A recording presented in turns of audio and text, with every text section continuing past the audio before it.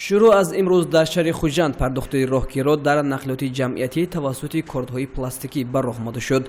باید گفت که نزدیک 2 سال است که با دستگیری حکومت جمهوری تاجیکستان و در دایره لایحه رشد نقلیات جمعیتی شهر خوجند با مبلغ‌گذاری بانک اروپایی تجدید و رشد به شهر خوجند 100 عدد اتوبوس‌های زمانوی استحصال فدراسیون روسیه وارد کرده شد و این امکان داد که سطح خدمت‌رسانی در ساحه نقلیات مسافرکش بهتر و خوبتر به راه مانده شود. با اشتراک رهبریت مقامات اجرایی حکومت دولتی شهر خوجند رسما در اتوبوس‌های زمانوی پرداخت حق راهگیرها توسط کارت به راه مانده شد.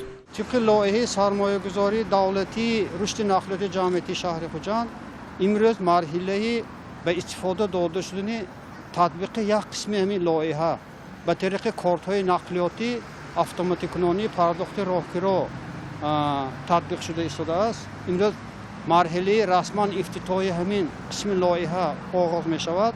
از همین روز قبلا برای خدمت رسانی مسافران طریق کارت‌های نقلیاتی به راه مانده می شود.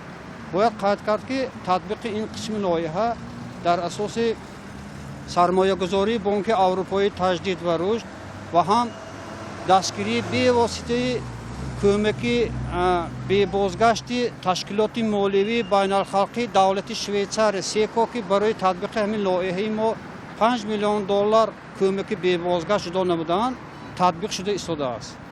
باید قید نمود که نظام مذکور با مقصد ساده‌گردانی روند پرداخت راهگیرها در واسطه نقلیات اتومبیلی استفاده عموم راه اندازی گردیده عملی نمودن آن یک قطار برتری از قبیل زیاد شوید درآمد کارخانه مسافرکشانی به اقتصادیات رسمی فرا گرفتن همه مبلغ‌های گردش، حل بحث‌ها عاید به بازپسگیری بقیه پول‌ها، نظارت منتظم گردش مالیوی، نظارت رفت آمد نقلیات‌های مسافربر، بلند برداشتن سطح و صفات خدمت‌رسانی، تنظیم و نظارت رژه گردشی واسطه نقلیات را دارا میباشد. روند نظام پرداخت حق راهگیرها با این روش از طرف شرکت وطنی اویستا گروه راه اندازی گشت. شروع از امروز در شبکه خط‌سیرهای اتوبوسی شهر خوجند پرداخت حق راهگیرها امروز طریق کارت‌های نقلیاتی به راه مانده شده است که از این عین زمان 40,000 عدد کارت‌ها به کارخانه نقلیاتی سپرده شد. در حدود شهر خوجند 74 نقطه فروش کارت‌ها به راه مانده شده است. کارت نقلیاتی را میتوان با